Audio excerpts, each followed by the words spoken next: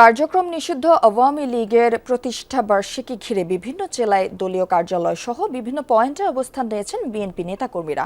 আরও জানাতে চট্টগ্রাম থেকে যুক্ত হচ্ছেন সহকর্মী জুবাইর রিফাত। রিফাত, অবস্থান নেওয়া বিএনপি নেতাকর্মীরা কি বলছেন একটু জানাবেন।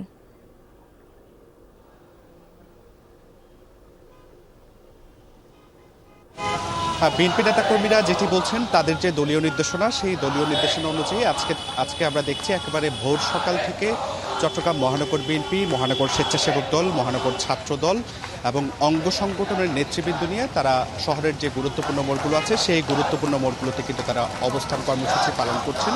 এবং নেতাকর্মীরা যেটি বলছেন সেটি হলো কার্যক্রম নিষিদ্ধ আওয়ামী লীগ আসলে তারা কোনোভাবেই যাতে আজকের দিনটিকে কেন্দ্র করে কোনো ধরনের অপ্রীতিকর বা নাশকতা যাতে ঘটাতে না পারে এবং জনমনে আতঙ্ক তৈরি করতে না পারে এবং মূল সড়কগুলোতে যাতে কোনোভাবে মিটিং ইত্যাদি না করতে পারে, সেজন্যই তারা অবস্থান কর্মসূচি পালন করছেন। এবং অন্যদিকে আমরা দেখেছি নগর পুলিশের পক্ষ থেকে কিন্তু একেবারে ব্যাপক প্রস্তুতি নেওয়া হয়েছে। সকাল থেকে আমরা গুরুত্বপূর্ণ মোড়গুলোতে খেয়াল করেছি পুলিশের ব্যাপক সংখ্যক সদস্যদের আসলে উপস্থিতি, এবং সেক্ষেত্রে আসলে আমরা দেখলাম যে প্রতিটি গাড়ি আসলে তল্লাশি করা হচ্ছে এবং সন্দেহভাজন কাউকে পেলে ব্যাপক জিজ্ঞাসাবাদ করা হচ্ছে।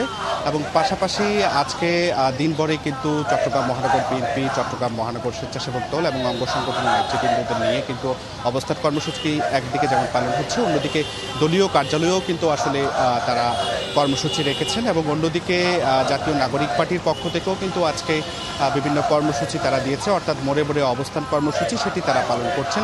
এখন পর্যন্ত চট্টগ্রামে কোনো ধরনের অপ্রীতিকর ঘটনা ঘটেনি, কোনো ধরনের নাশকতার ঘটনা এখন পর্যন্ত ঘটেনি। সর্বোচ্চ সতর্ক অবস্থানে আছে প্রশাসনের বিভিন্ন ইউনিটের সদস্যরা, এবং সেক্ষেত্রে থানা পুলিশের সদস্য, ট্রাফিক পুলিশের সদস্য এবং বিভিন্ন গোয়েন্দা বাহিনীর সদস্যদেরও কিন্তু আমরা আসলে নগরের যে গুরুত্বপূর্ণ মোড়গুলো আছে সেই মোড়গুলোতে অবস্থান নিতে দেখেছি। এবং দলীয় যে নেতাকর্মীরা আছেন তারাও কিন্তু আসলে শহরের বিভিন্ন গুরুত্বপূর্ণ মোড়ে অবস্থান নিয়ে স্লোগানে মুখরিত করে রেখেছেন এবং সন্দেহভাজন কাউকে পেলে তারাও কিন্তু আসলে জিজ্ঞাসাবাদ করছেন।